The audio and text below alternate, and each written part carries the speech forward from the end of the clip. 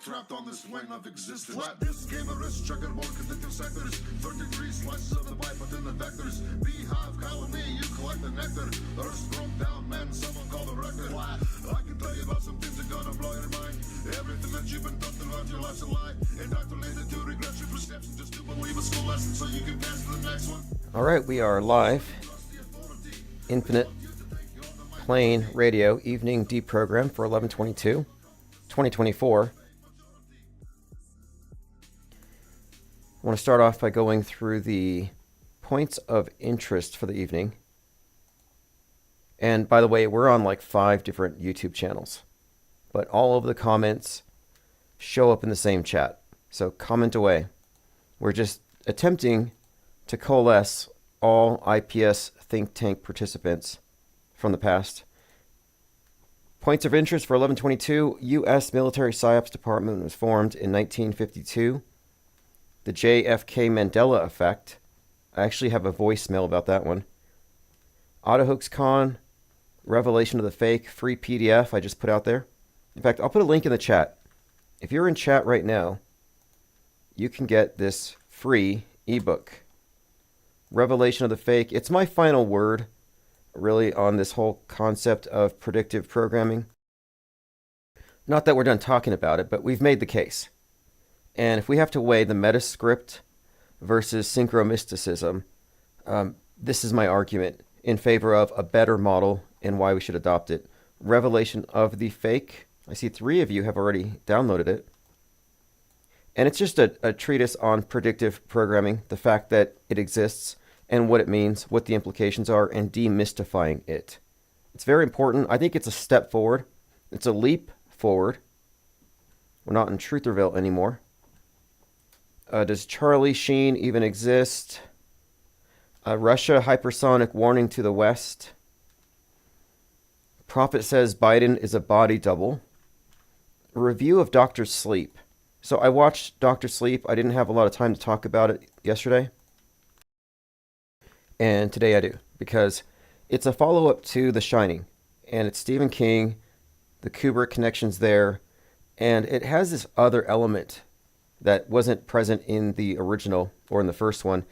It's this thing called steam, which is basically adrenochrome.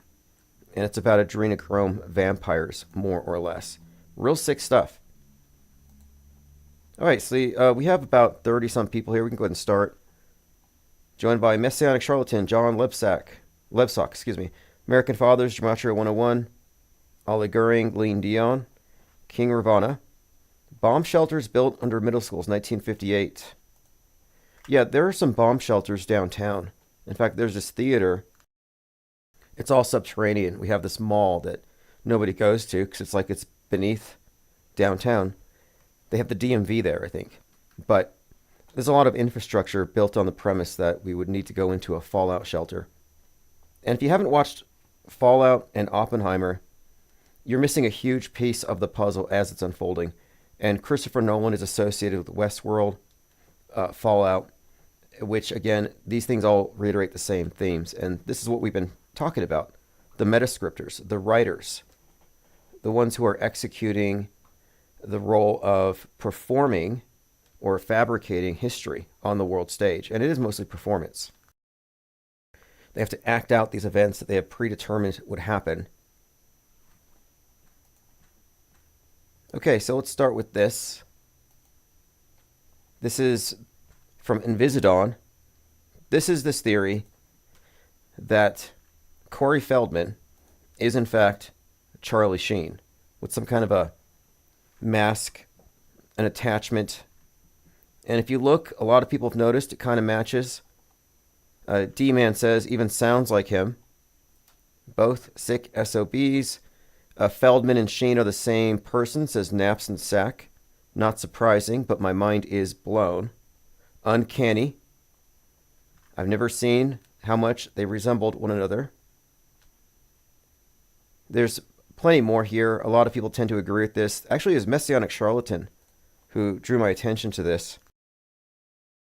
I always thought it was I think I heard it from one other person, and I can see it, but not really. See, my take on this person is this person, is that If it's close, it's very easy for your imagination to make that leap. It's the same process by which you read comics and you see it as a continuous series of actions when it's really just separate, disparate images, but your imagination can fill in the blanks. And if it's close, it's easy to convince yourself. So I would need to compare it to videos and otherwise, although a lot of people here seem to think it's true. If true, then one of them doesn't exist. Either Feldman is being Sheen or Sheen is being Feldman. I kind of don't think so. Just interested in your thoughts. Okay, Dr. Sleep, 2019 American supernatural film, an adaptation of the Stephen King novel and sequel to Kubrick's The Shining from 1980. So it's about Danny all grown up. It ends up in the Overlook Hotel. It's really about a bunch of adrenochrome vampires, more or less. Main character, her name is Abra, reference to abracadabra, which has great significance. In fact, Crowley said that that is the word of the new aeon. But it's about this young telepath. She's psychic. And one of the things that made me look at this movie is that in the book version, she predicts or has a vision of 9/11. Now, this is highly significant that you would have a child foresee 9/11 because this would connect this theme of The Shining having predictive programming for 9/11. And there's a great article called Stanley Kubrick's Faked Death and the 9/11 Hoax by Chartword. And it goes into the symbolism of The Shining and how the twins and the Twin Towers correlate. There's a really good example, in fact, when they're standing beside the phone booth, which represents the Bell telephone tower, and Danny's throwing darts. He drives by on his tricycle, and they're both on the ground, gutted, and there's a fireman's axe and an overturned chair. Looks suspiciously like Ground Zero. And these are just a few examples, but the big one is this. At Ground Zero, you do in fact have the specifically designed 2001 monolith. It's the hotel, the Millennium Hilton. So right there overlooking Ground Zero is this big Stanley Kubrick monolith. And it turns out that the scene in 2001 Space Odyssey, which is from 1968, same year the tower's construction began, you have the uncovered monolith on the moon with a big, it looks like just a big pit, but it's like a construction site, but it looks exactly like Ground Zero. The hotel monolith, where the monolith is, it even has the pit with the ramp going down. Just, again, this is predictive programming, and this is in all of Kubrick's work, going back to Dr. Strangelove even, which premiered on 11/22/1963. So 61 years ago, Dr. Strangelove premieres. So I just wanted to bring this up. A couple of other things regarding the Kubrick assassination. Again, Oswald didn't shoot Kennedy. Kubrick did. So Marilyn Manson released his album today, One Assassination Under God. And in it, he walks around with an umbrella. And the song is about sacrifice and entertainment. And I get the idea he and others of his ilk, I'm talking about very high profile actors and musicians who are featured prominently in PSYOPs. I think they may have some inside information.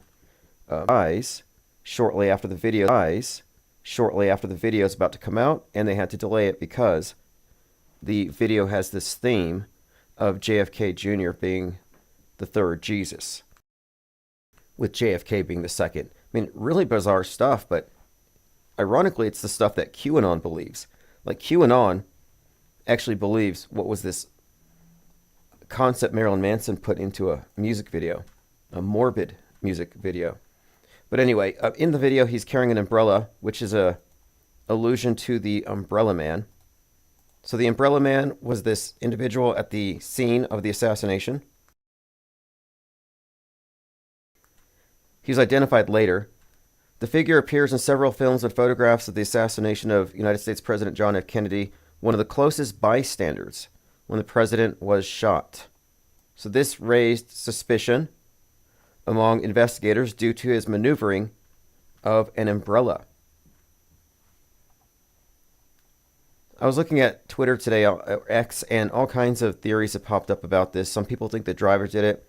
One theory that really stood out to me is that Jackie Kennedy shot him. And then we just came across this article in Vanity Fair. It just came out that 2 months before the assassination, he and Jackie were recreating, or rather filming, a home movie where he gets killed. And he's dead on the floor, covered in ketchup. And the Secret Service come in, acting as though they heard shots.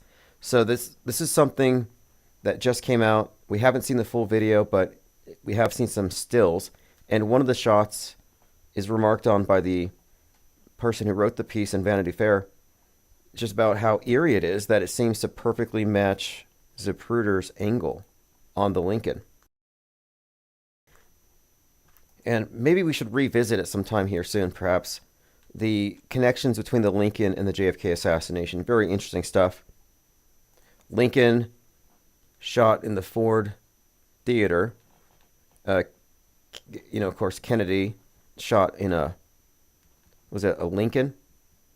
So there's a lot of interesting back and forth. A lot of these things are maybe even just urban myth, but much of it is undeniable. The indication here, I'm bringing this up, is that this scripting of our news and our worldview isn't new. I was talking to someone on Twitter, and they assumed that they started faking things in 2012 with that certain school shooting. It's like, no, that's when you noticed. Eccentric View says new episodes of Silo are out. I'll have to check that out. I actually meant to start watching it. Joined by World Stage. And World Stage has been posting some shorts, which I appreciate very much. Suzette Ann, thank you for joining. Tominoid. Okay. So, no, that story, World Stage, about JFK faking his own assassination, and this is from the Vanity Fair, it's new information. It's like, here it is, 4 days ago. Why JFK staged his own murder. Unbelievable. Untold tale, never before seen photos of this 1963 home movie directed by Jacqueline Kennedy. So this is, again, exactly 2 months before the assassination. One of the individuals from the Secret Service that was involved in this little movie was the head of the Secret Service at the Dealey Plaza assassination site. But it's bizarre at a minimum. And there's really no explanation outside of what I think is the case, which is they knew how this was going to end. They knew the PSYOP was coming, and they probably thought it was fun. They're having fun with it. And perhaps maybe they were even at this point trying to figure out if there's anybody in their Secret Service they could maybe get in on the hoax. I mean, maybe they're all in on it, not sure. But it's an important question, as far as these events, who is in the know? When Trump had his ear fake shot, it's safe to say everybody in the Secret Service would have known. The AP photographer who supplied the fake photography would have known. You could pretty much assume anybody behind him were in on it. My audio's cutting out. Okay, thanks for letting me know. It should be fine now. Buffering. Yeah, a lot of times we talk about stuff and it just starts buffering. I take note of what we're talking about when the buffering starts. Let me play this voicemail. I'm pretty sure it's about JFK. Thought you'd have me on live, talk about the Mandela effect. I want you to explain this to me, because there are things that have happened to me. And I studied the JFK assassination. There were 4 people in that car. Yeah, this is a common claim by the Mandela affected, that there were 4 people in the car. And there are reasons to explain the misconception. But Let's continue. There's 6. So I just want to know how did they make me, by some kind of thought thing or whatever, remember something different? Because I remember that distinctively. And that's only one case. So how messed up am I? How bad did they get me? I'd love to talk to you about this. Well, they mandoozled you. That's how bad they got you. And here's what I'll add to it. When you say, I remember clearly that there were 4 people in the car when JFK was shot, when you say, quote, I remember, you weren't there at Dealey Plaza. It wasn't on TV when it happened. It took 12 years for it to surface on Geraldo Rivera. So it wasn't even something that you technically remembered. And then there's a question of how did you arrive at the false memory? It's called the misinformation effect. And the reason why this happens is recent information can affect your past memories. So here we go. This is for a lot of people. This is on Reddit. Out of all the Mandela effects, the biggest one for me is the assassination of JFK. I remember the 4th-seat Lincoln. I remember not getting the images out of my head. I was traumatized by what I was seeing. Like, okay, you didn't see it. So they're talking about it as though they witnessed this thing live on TV. Like it was a broadcast like we see things today. But no, that's just not the case. But he said he remembers 4. Now, there are explanations. One of them is this. A JFK museum has a mock-up with a duplicate Lincoln, but it only has 4. So that could be an explanation. Does anybody else here, quote, remember 4? A lot of people are saying that. Something else, too, is they don't take into account how weak or flimsy these memories are. And when you're recalling something that you don't have a firm memory of, I think it's malleable. But you really got to test the memory. You know, like, for example, Timmy. Everybody knows Timmy fell down the well. Well, nobody knows how he was extracted. There's nobody who can tell me, even though everybody knows he fell down the well, nobody can explain to me how they got him out.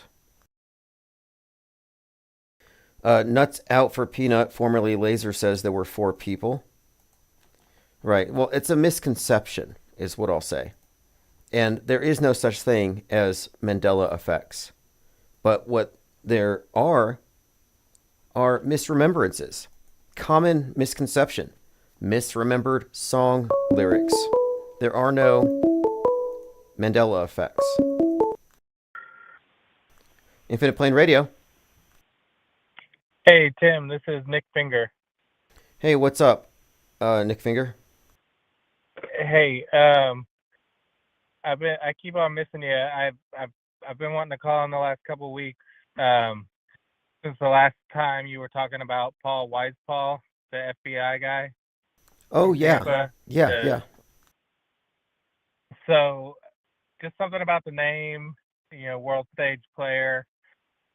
I Google searched Wise Paul reference and got something interesting. Cause I took a screenshot of the article that you had up about that dude, and the date was June 23rd, 6/23, and it said for the past week, and so which would have been the 16th through the 23rd.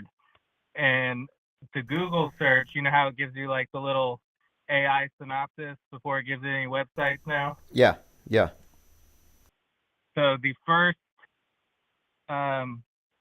2 entries, the first one, 1 Corinthians 2:6-16. So it's got the date right there, 6:16.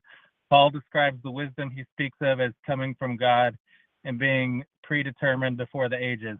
And then the very second one, 1 Corinthians 3, 1 Corinthians 3:16 through 23. So it's got the date 6-23 right there.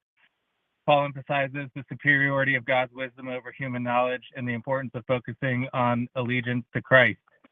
So I just thought that was kind of fitting that the first two things are the dates that the article mentions, June 16th and June 23rd. Thought I'd throw that at you.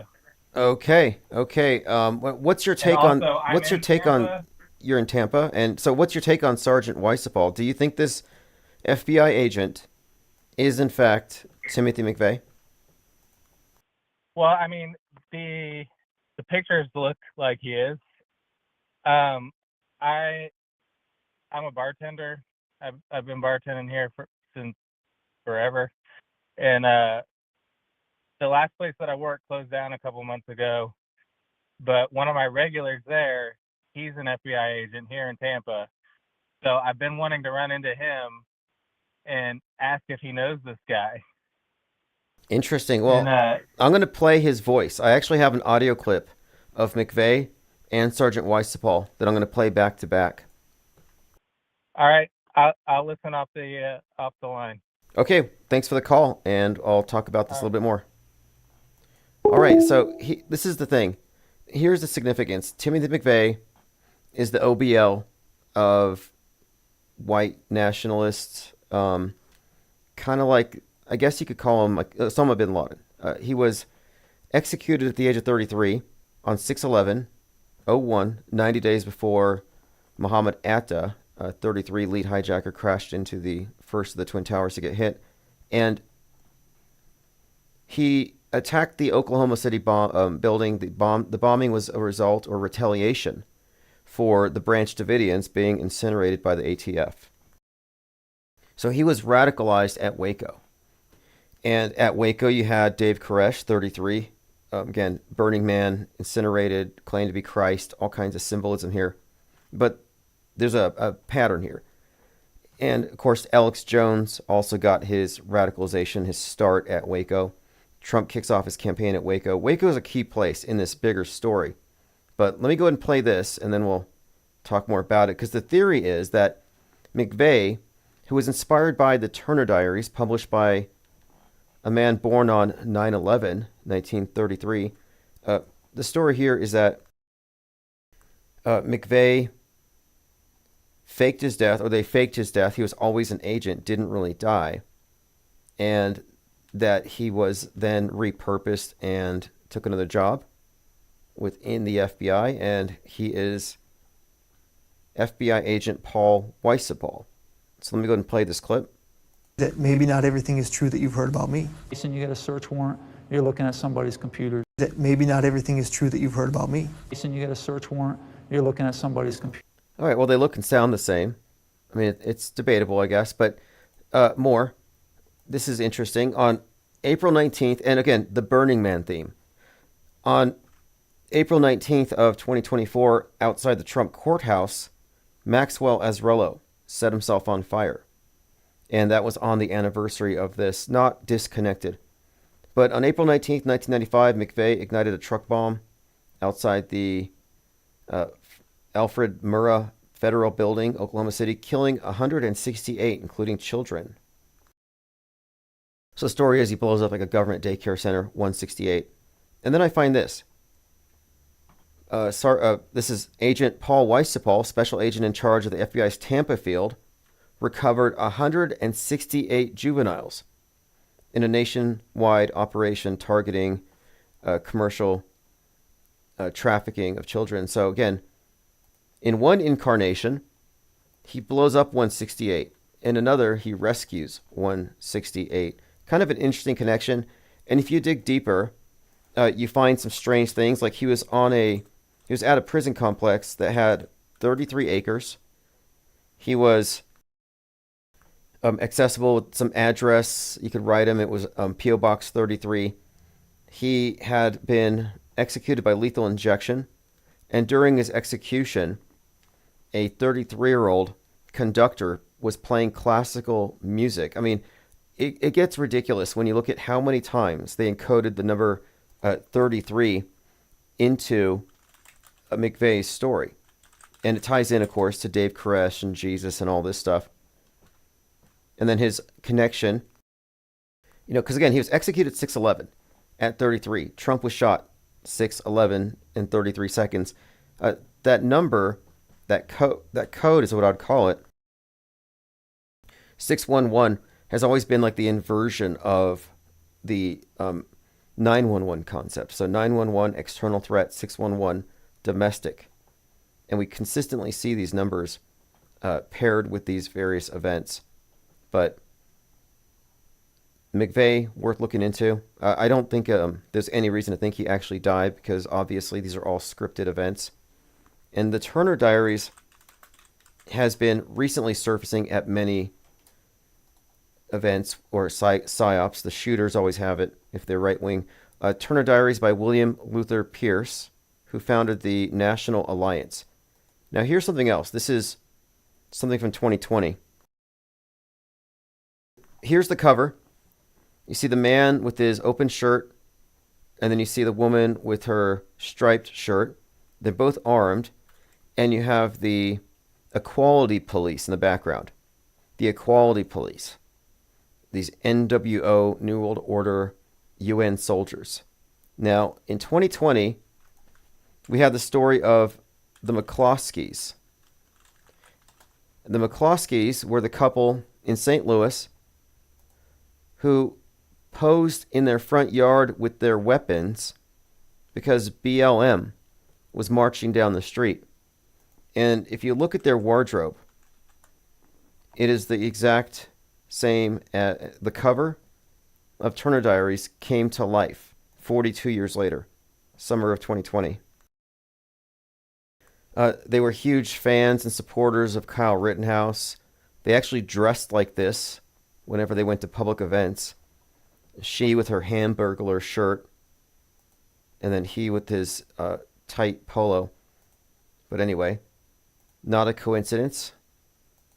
It totally fits the story. And the Turner Diaries is considered the Bible of the racist right, according to the FBI. It influenced, as it says here, McVeigh. Now the author, again, is William Luther Pierce. Has a birthday of 9/11/33, kind of interesting. And a couple of the points. This book itself contains predictive programming for a 9/11-like attack on the Capitol. And it even contains, I think, a bomb-laden plane crashing into the Pentagon or something. But this book was the inspiration for McVeigh conducting this attack. It says here, the Anti-Defamation League identified Turner Diaries as probably the most widely read book among far-right extremists. And the story here is that the far right works with the Russians, and they basically nuke everybody. So it's all about nukes, but it's about right-wing extremists getting it. And then today is 11/22. It's the anniversary of Leave the World Behind, which has that suggestion that possibly Kevin Bacon's character in that movie, I think, suggests this, that Leave the World Behind is about a right-wing attack on America, or an attack from within. This is a short clip. Kind of interesting. This is Elon Musk talking to Jordan Peterson. And he's talking about how his AI god is going to emerge from Memphis, Tennessee, and how Memphis was the capital in ancient Egypt, and that perhaps Memphis is where our new god is going to come from. Just before we started, you said you were up till 4 in the morning? Yeah, so, actually a little more like 5 in the morning, but okay. We got the...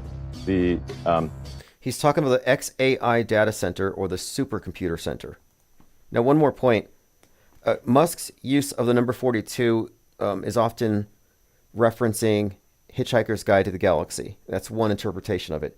And in Hitchhiker's Guide to the Galaxy, it's the supercomputer at the center of the universe that gives us the answer to everything, which is 42.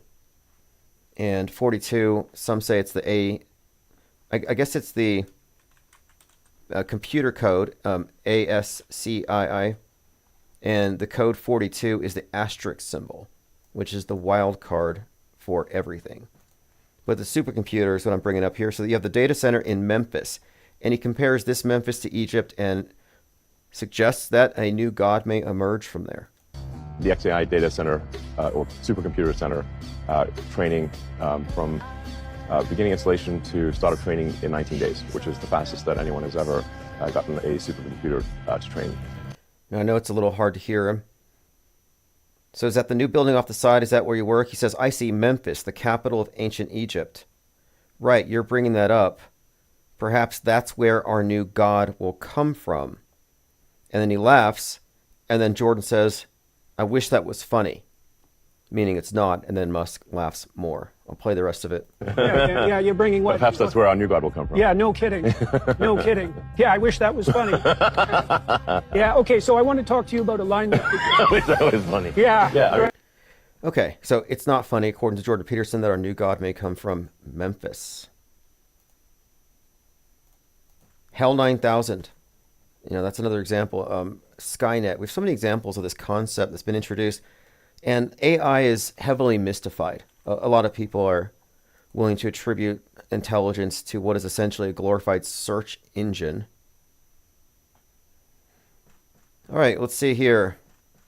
My third eye says Lassie fell down the well. Well, Lassie pushed somebody down the well. Flapjack says Geico had 50s TV show spoofs. Lassie, Leave It to Beaver, Speed Racer. Yeah, okay, now that's a good point here. Spoofs. A spoof can contribute to what you would call the misinformation effect, where their real memory is affected and it becomes less accurate because of post-episode information. So whatever they remember about this event is influenced by what comes next. You could call the Mandela effect the misinformation effect. This is how it works. It's memory manipulation, it's gaslighting, it's framing a question in a certain way, it's interrogator bias. I mean, it can be fully understood. There are no Mandela effects. There are misremembrances, and your memories can be interfered with. And here's what's bad about the Mandela effect.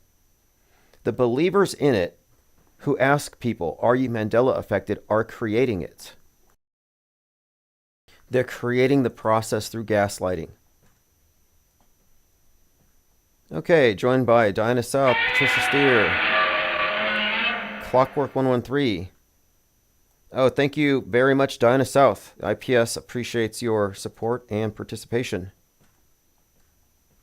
Josh Lebsock says Elon of Mars.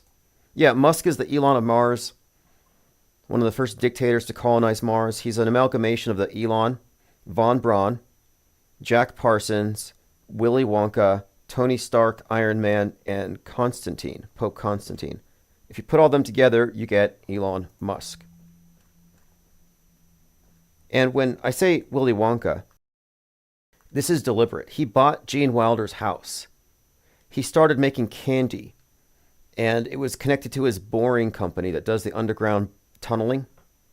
And so if you think about it, you know, Willy Wonka, underground tunnel, candy, and the eccentric aspect of him, his eccentric personality. It's part of this composite they've created. Musk is a Frankenstein as much as Trump is. Good evening, Tim and Vic 131. He says, good evening, thought criminals. Well, they have isolated the thought crime, the mind virus. They've isolated it. So technically, we are asymptomatic mind virus super spreaders. And soon we will be quarantined. Not physically, but I mean, they already kind of do, in a sense. We're kind of ostracized on the world stage. American Father says the tunnels are already there too. Yeah, I'm more inclined to think that NASA isn't wasting their money on bad special effects so much as maybe they're just not allotting a lot of money to it and they're putting all their money underground. Like, I don't think they're emphasizing special effects as much as real work, and it's quite possible that deep space is subterranean. And there's been a lot of talk lately about underwater alien activity, and I'm inclined to think that that's probably not true. But deep space, the abyss, James Cameron, I don't know. I get the idea that space is beneath our feet. And the tunneling thing, you know, the boring tunneling thing. And what's kind of interesting, if you look at the boring machine, the boring tunnel, one of them, it's called Alice. Alice, the tunnel boring machine, TBM, has 47 disc cutters and can exert 25 tons of pressure to cut through bedrock and limestone, propelled by 19 pistons. Now, this thing is called Alice, named for its creator or something, but I can't separate it from Alice in Wonderland. And interestingly enough, talking about the number 42, Lewis Carroll might have been the first person to have conceptualized traveling through a vacuum, as in like Alice falling down the tunnel, falling down the hole, and she's just kind of free falling, floating. But Lewis Carroll put this notion forth that if you were to drill a hole through the earth, like from one end to the other, and you were to fall through it, it would take 42 minutes to go through the earth. And so this is Lewis Carroll. So you have the connection with the underworld. And I would say Alice and Mad Hatter is Persephone and Hades. I think it's actually part of an older myth. But again, the idea that you could go through the earth in 42 minutes. And I don't know if that's precisely the number they use anymore. But that was one of the takes. And I'm just saying, he suggested that it would take 42 minutes to fall through the earth, the tunnel, Elon Musk. It's all kind of overlapping. And, there's this thing called the Alice in Wonderland syndrome, where somebody has a distorted sense of space relations and objects are difficult to accurately ascertain their size. It's like Alice in Wonderland. And it's a side effect of a sexually transmitted disease called the Epstein-Barr virus. And this is all very weird because Jeffrey Epstein worked with Donald Barr, the father of A.G. Barr, and Donald Barr wrote this book called Space Relations about teenage sex slaves on island planets. So you can connect that with Epstein pretty easily.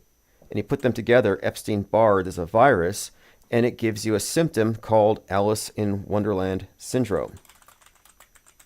And then if you look at all the various ways that Alice in Wonderland is connected with mind control themes, it all kind of succinctly fits together. Currently, there's no known specific cause of the Alice in Wonderland syndrome, but theories point to infections such as the Epstein-Barr virus. Very strange. Okay, let's get back on topic here. Lucid Streams. Interesting that Lewis Carroll, author of Alice in Wonderland and Through the Looking Glass, is a mathematician. Yeah, definitely. And so you got Alice in Wonderland. You have Dorothy in Oz. Dolores in Westworld. Truman in The Truman Show. There's all these different examples of individuals put into a fictional, a like little Matrix type thing, like Follow the White Rabbit, Neo, the Matrix. It's a reoccurring theme. But I think it's ultimately a metaphor for mind control. I think that's what it comes down to. Wonderland, Oz, Westworld. And I put a chapter in that book, that PDF I just released. There's a chapter in here called Don't Follow the White Rabbit. So let me put the link in there one more time if you haven't had a chance to download it. It's totally free. I think this is information. It's an idea I need to put out there so we can move forward.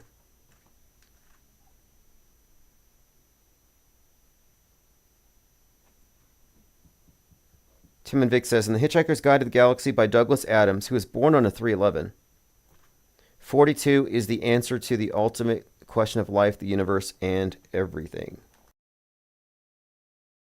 And 42 is consistently displayed in various PSYOP contexts where it relates with Saturn.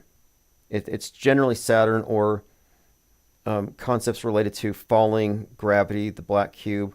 There's a body of symbols and numbers you can group together by usage. Like 33 is commonly associated with ascension, 42 with falling. And this would be consistent with Starman, the man who fell to Earth, Elon Musk's car in space, which had on the dashboard "Don't Panic," a reference to Hitchhiker's Guide to the Galaxy. It's amazing how much they've intertwined science fiction and reality. And that's, of course, a feature of our modern paradigm. All right, continuing. We talked about Timothy McVeigh and Special Agent Weissapal.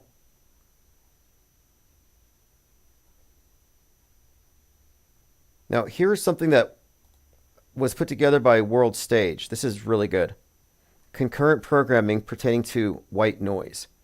So there's a lot I could say about white noise. In fact, I knew a lot of people who fell for it. When the East Palestine, Ohio train derailment with the airborne event, the toxic airborne event, when that was reported, a lot of people said, "Are you telling me that the fish aren't all dying?" I'm like, yeah, it's all fake. Those are crisis fish. So let's play this clip here. This is showing all the different news reports that were remarking on how eerie a coincidence it was that the Netflix movie perfectly predicted what happened in that place to those people. This story is one of the weirdest coincidences ever. Eerily similar. Uncanny similar. Weird, uncanny, eerie. I love the word eerie. Ever. Eerily similar. Uncanny similarities. At times identical to the Ohio train derailment timeline. People living in eastern Ohio evacuated their homes last week following a train derailment and chemical spill that sent toxic chemicals into the air. The crazy thing is, they did the same thing for a fictional disaster film a year ago. The movie is called White Noise. It came out on Netflix in November. It stars Adam Driver. The premise of the movie is this: a freight train derails and explodes, and families have to flee the toxic fallout. The film was shot all over Ohio. It features extras in vacation scenes, including a family from New Palestine. Then, last week's train derailment in real life and fire happened less than a mile from their home. They interviewed a lot of the actors who were extras in the movie who described how eerie it was that they had to live out the movie in real life. They had to leave for real. Now, this goes deep, but this is one clip. This is put together by World Stage, and I'm going to go ahead and put a link to the tweet so you can follow him on Twitter. These compilations are fantastic because what we're showing here is that these aren't eerie coincidences. These aren't anomalies. These aren't inserted by higher powers or ghosts or demiurges or AI. No, this is the deliberate synchronization of messaging, of propaganda messaging that connects the entertainment world with the news media. And they're doing this because the news isn't only news. The media is a liar, but the news serves the purpose of fabricating historic events because they write our history in advance. And the build up towards these events is what we call predictive programming. And it's really just foreshadowing. It's repetitive propaganda, and it's advertising. And you have to be receptive to an idea before, if you're going to accept it just at face value, you have to already be receptive. They have to prime you. And that's the purpose of the repetition and advertising. And then, of course, the names and the situations go even deeper. The actor in that movie is the same actor who is the face of Megalopolis, which is hugely significant.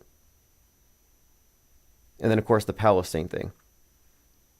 But again, this is the media's response. It's an eerie coincidence. And how many eerie coincidences can you have before you can call this intentional and deliberate manipulation? And I released this ebook because I really want to get past the truth or misconception that these coincidences can only be the result of higher powers. I dispute the idea that Hollywood is divinely inspired. And the problem with having a wrong answer like that is it's a intellectual dead end, it's a cul-de-sac, but it actually conceals the truth. And the truth is the biggest conspiracy of all, the only real conspiracy. I mean, all the other conspiracy theories out there are myths and hyperstitions and alternative narratives that just contradict the mainstream. But if you want to find a real conspiracy, just point out the fact that our entire media infrastructure is monolithic and integrated, and that the power elite have put us into a fictional universe, a mental map of the world that they control and dictate. And by doing so, they have taken complete control over time itself. I mean, it's a monumental conspiracy. It's the new monotheism. It's a world religion. But the evidence is right there in front of your face. So I had this long conversation back and forth with Crypto K about this today. And his answer is that we're looking at the study of paranormal media. We had a long conversation with him and Synchro Morpheus, and it's a debate that's timely. It's time to start debating this. If you're going to claim something as extraordinary as higher powers working through Hollywood directors to foreshadow fake news events, there's a lot of evidence that you'd have to supply to support that. And we have something else as far as an explanation. We have a model that actually makes a lot more sense.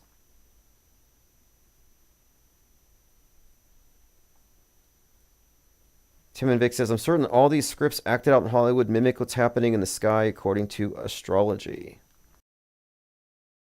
There is a great deal of that.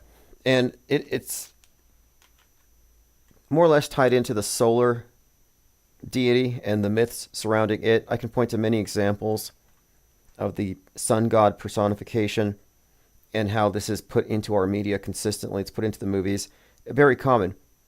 And the idea that our movies have this as a template, not inconsistent. I think that the mystery schools and their mythology is one of the sources for the script, for the stories, for the big stories.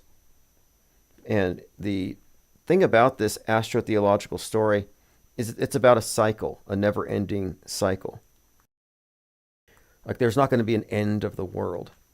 Right now, the New World Order is the space religion of nasatology, scientism. And it's obviously templated off of what came before. We're in just as much of a dark age. Moscow threatens to attack Poland.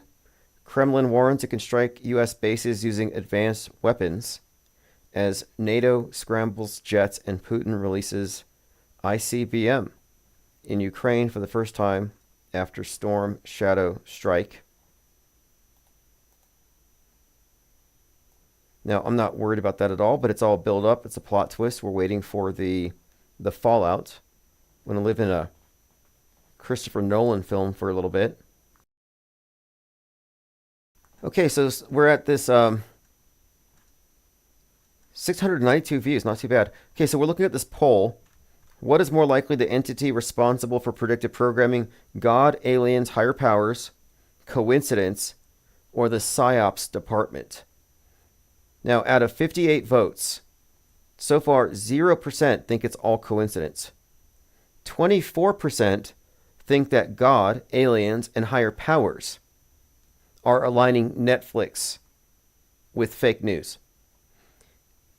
75% attribute this to the PSYOPs department. So I'm glad to see that 75% looking at this proposition are in agreement with me that it is a PSYOP that we're looking at and not some kind of cosmic phenomenon manifesting through media, which again makes zero sense.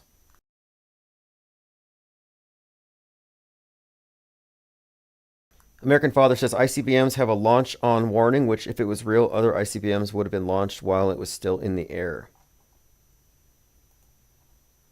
Well, the good news is nukes are fake. What's funny is the people who believe in nukes get mad when you tell them that. It's like, I'm letting you know that nobody's going to push a button and vaporize you and your family.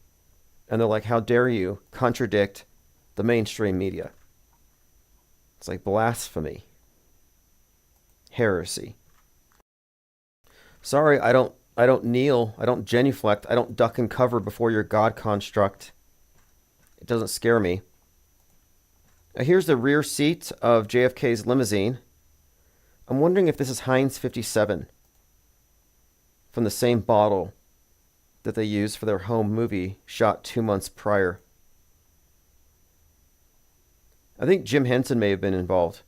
I've seen some compelling evidence that what you saw was a Muppet, and Jackie was pulling a wire that triggered the squib, the explosive charge that caused the head to explode. And then when you see her crawling on the back of the car, she's getting the piece. On this solemn day, November 22nd, 2024, we mark the 61st anniversary of the loss of JFK. Or he's still alive and he's wearing a Trump suit. That's the word on Q Street. Isn't today the beginning of Sagittarius? I was talking to Micah Dank about this. He wrote some books on Astro-theology, and he said the significance of November 22nd being the assassination date may have tied into Sagittarius the Archer, Lee Harvey Oswald, the long distance, the shooting death of the president, and it refers to the death of the sun god, the spear in Christ's side, or the Scorpio, the scorpion stinging the sun. These are all different ways of describing the change from the seasons of the, the warmth into the death of winter. And so the Sagittarian spear, Oswald's rounds, and then, of course, again, the spear in the side of Christ. These are all parts of this, the assassination where it ties into the Sun King, the death and sacrifice of the Sun King, which is the theme in King Killed 33. Okay, let's see here. Flapjack says 6-seater with flip-up stools on the floor, checker cabs with the same jump seats. Virtual Reality Witness says people should be excited and relieved to hear that nukes are fake, but no, they resent you for telling them this. Yeah, it's like, if you believe it, that's cool. Let me see you duck and cover. Like, show them an image of a nuke, a mushroom cloud, and see if they're actually triggered by it. Like, does this actually scare you? Because it looks to me like they're blowing up Barbie houses.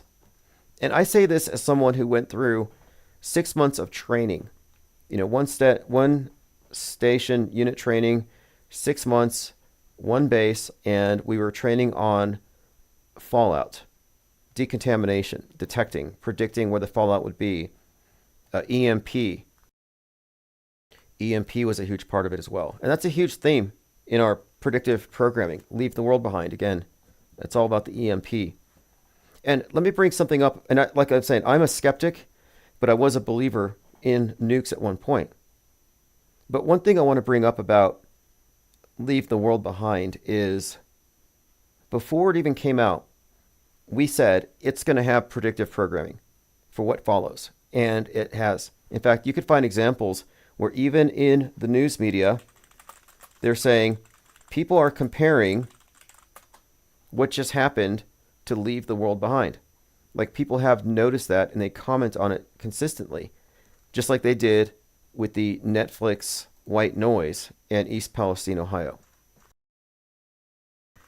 And the reason we're able to predict it is because we know what we're looking at. These aren't anomalies. It's structural. It's systemic. It's intrinsic to what media is. This alignment, the entrainment. And it's really, I think, the symbol of the eclipse. 2001 Space Odyssey. It's the sun and the moon. It's the movie world, the dream world, and the real world being fused.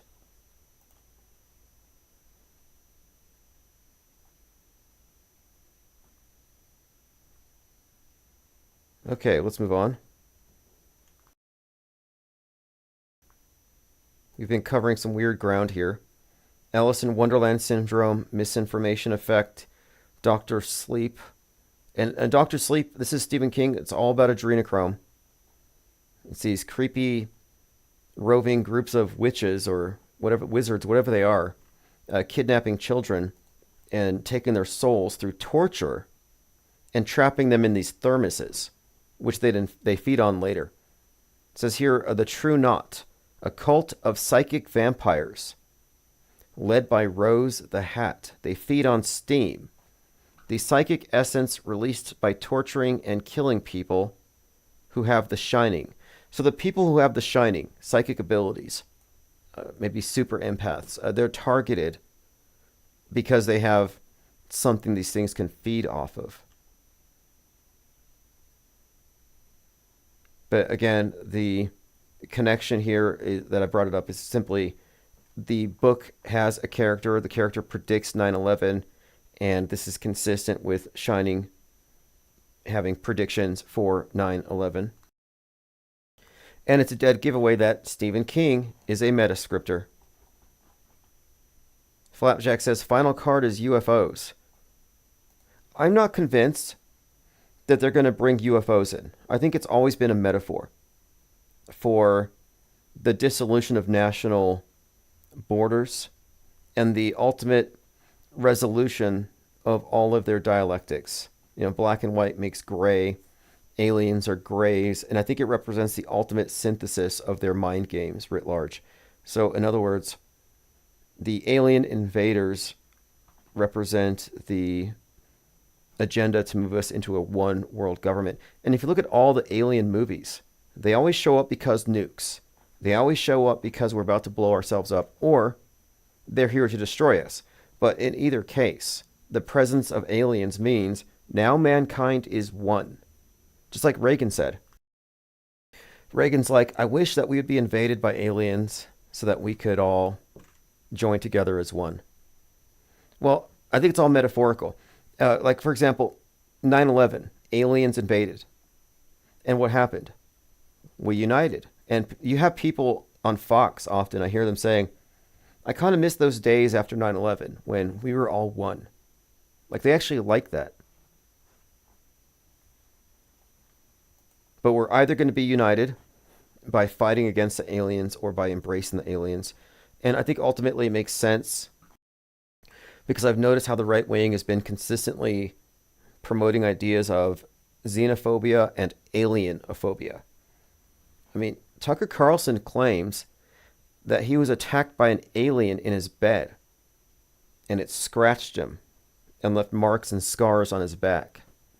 Now, of course, he said it was a demon, but then previously he had said that aliens are demons. So it's safe to say Tucker Carlson was attacked by an alien. And his worthless dogs didn't protect him. Now, he was sleeping with 4 dogs. The alien attacks him. He's still bleeding. He has scars, but he won't show it.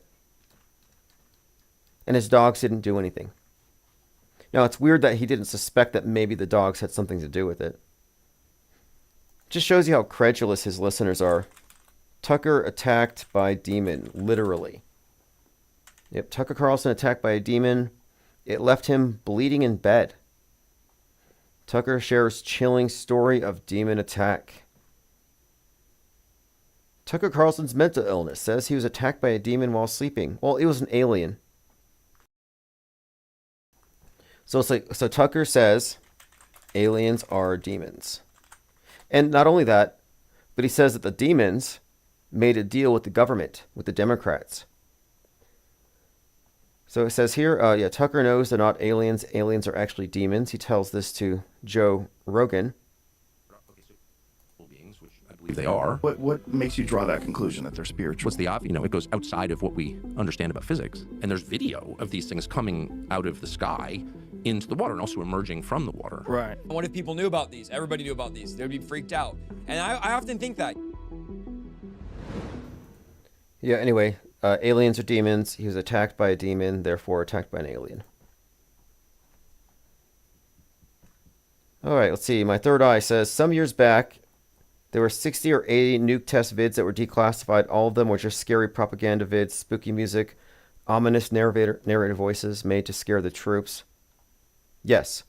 If you could be made to fear something, you're now a carrier for a mind virus, essentially. Like a mind virus that sets off a panic. And everybody who is carrying these fear viruses is doing the work of maintaining the mind war. Like, I think truthers aren't actually advancing truth, but their red pills are toxic. And it keeps them in a state of fear, and that's how they're controlled. They're cowed. They're scared. They're mind controlled. And this is everybody. It's not just truthers, but Just pointing it out because truthers have been misled into this idea that they have somehow seen through the matrix when they've really just adopted a lot of paranoid delusions designed to cripple them. It's cognitive sabotage. Because they've been truthering for 10 or 20 years and haven't figured out the immensity of the fakery and how it is the primary issue to confront here. It's been hiding in our faces. The only real conspiracy that we should be unmasking and examining and exposing is this total control, monolithic control over media. To me, that's the main target. And yet you have people chasing second shooters, the scapegoat they think that runs the world, or the corporations that make the medicine that they're not even going to take. You have all these distractions, but these are all fake conspiracies. Lucid Stream says, I hope I'm still around when nukes, space junk, aliens, and demons start falling from the sky. You know, I'm convinced that if I were to stage space junk falling through the ceiling and breaking something, the news media would be defenseless against me. They would not be able to say, oh, that's not true. Because you have to believe everything. If you believe in the whole space thing, you don't have a basis for calling anything fake. They don't have any standards. Their critical thinking shuts off. So if I was to fake space junk, I think I could get away with it. I think it could go viral. I could crisis act. And I've thought about doing this for some time, and I know I could pull it off. I'm not unethical. I'm not searching for clicks, but I might do it as like a social experiment. Like for your benefit. Like I didn't go to the MAGA rally to convince anybody there that Trump faked his AR-15 ear piercing. I went there to expose or reveal and point out for all of you that there's this invisible wall and that they are in a box and they are unreachable from the off-world stage perspective. And similarly, I would like to demonstrate for all of you how gullible the media is and how vulnerable it is to people who know how it works. Because the people at the level of reporting local stories are likely not in on the PSYOP entertainment complex. They're way at the bottom of the pyramid. Okay, continuing. All right, we already talked about Pokemon Go yesterday. Jay Leno falling down the hill. Nobody on Twitter agrees with me that Donald Trump is worse than Jussie Smollett. Like, how can you say that what Trump did was acceptable and what Jussie did was somehow not? Like, Jussie Smollett faked a lynching, faked a hate crime, and he paid for it. And Trump faked an assassination attempt, faked martyrdom. I think it's worse, but he's going to get away with it. And these are government-sanctioned, state-sanctioned propaganda operations that are scripted in advance. This is beyond partisan politics. This is not Trump tricking the Democrats, sacrificing a couple of his fans, his fanatics. No, the whole thing is a contrivance, and both sides at the very top sign off on it. These PSYOPs are all capstone level events. They're signed off on at the very top. Okay, let's take a look at this one. Prophet says Biden is a body double. I mean, this is just... I'm telling you. At one point, this might have been entertaining. This is like old QAnon lore. But I'm just playing this one because this is a guy who calls himself a prophet. His name is Hank Kuhneman. Now, the problem with these prophets is they don't know that any of the events in the world are fake. Like, they operate within the closed informational system of the world stage with all of its presuppositions and its fake history. And this is why it matters. The world stage is the internalized model. It doesn't always match what's out there. The reason it's problematic is that our shared history, our shared frame of reference, which is where we're all standing when we make our claims, is augmented by decades of fake events, fake history. And of course, every day that goes by with more and more fake events, it just increases the amount of fakery that forms our collective frame of reference. So let me go ahead and play this prophet. I've seen way too much that I haven't talked about, but I'm telling you, that day is about to come where some of the things that you thought, like that's really Biden, okay? All right, come on. You know, there's a lot of things that's going to come out. I know I just shocked you.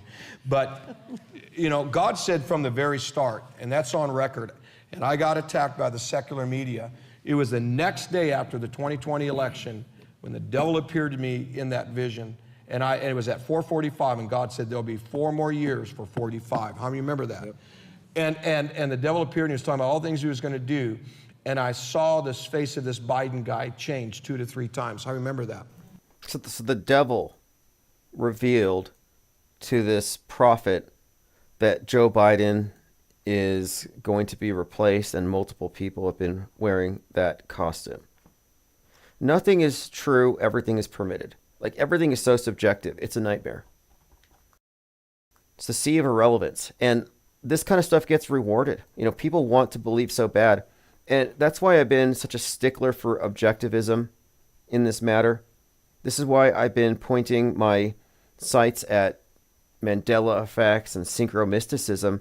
I think it's time to demystify and elevate our standards of evidence, and to insist on, I think, honesty and truth as our standard, not what we want to believe, but what we can know, even if that means that we're going to be left in a bit of agnosticism with regard to things that we don't have enough information for. And it really just means you have to be comfortable saying, I don't know. But it's not just, I don't know and I'm resigning. It's, I don't know, I need more information. And you don't have enough information to know it. You can only say you believe it. And there's this fundamental distinction between believers and knowers that I think is important to hold on to. The world stage is designed for believers. It's designed for people getting their information filtered down, handed to them, that they just take unquestioningly. Whereas the off-world stage perspective is for skeptics who prefer to know what we can know and then be informed about that which we don't know, so we know why we don't believe it.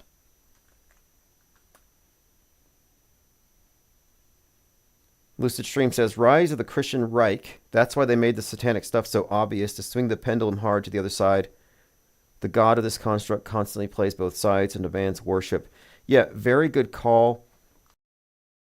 They deliberately reintroduced a satanic panic, starting with Pizzagate.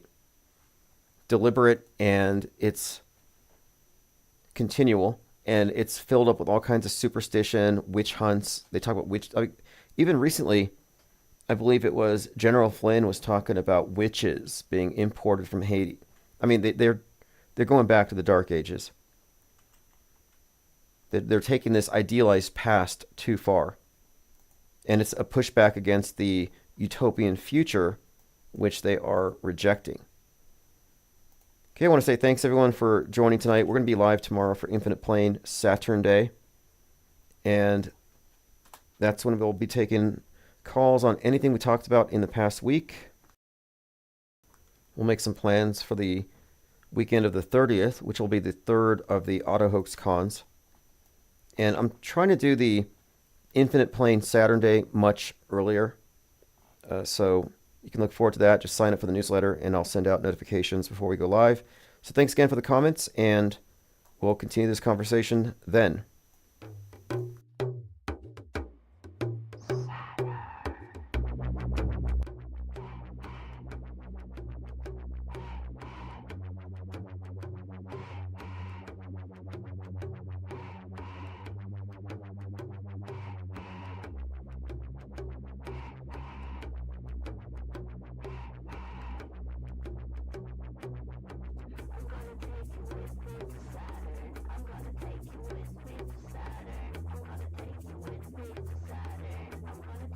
It's made to